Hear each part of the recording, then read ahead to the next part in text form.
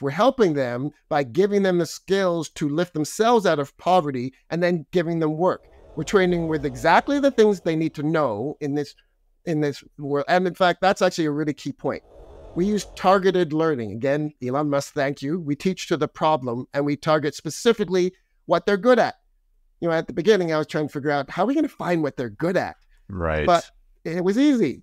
We just give them a whole bunch of stuff and they stop doing the things they don't like. Right. Right? So it worked really well. And then we double down on whatever is that thing that they're good at. And we start by asking them questions about what kind of personality are they? How do they learn? What kind of process do they have for that? We do the same thing with clients, right? We look at the client profile. How do you like to learn? What do you do? So we end up with both clients and apprentice who are exceedingly good at the one thing they like, and we train them to do just that.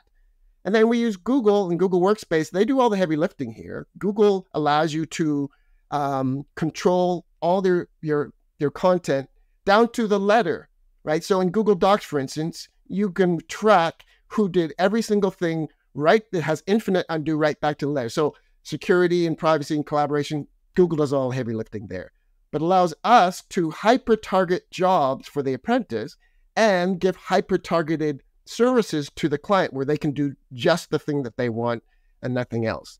So this win-win process, I'm really proud of it. You know, we've done about 20 apprentice in Africa. So we have this program now and we're looking to scale it. And that's where we're at right now. We're talking to VCs and stuff.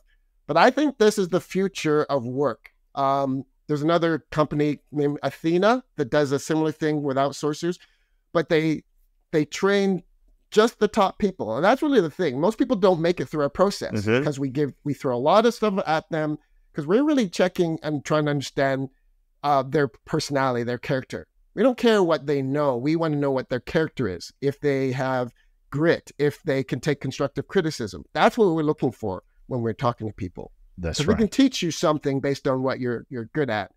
But you first have to have Shoshin, which is beginner mind in Japanese.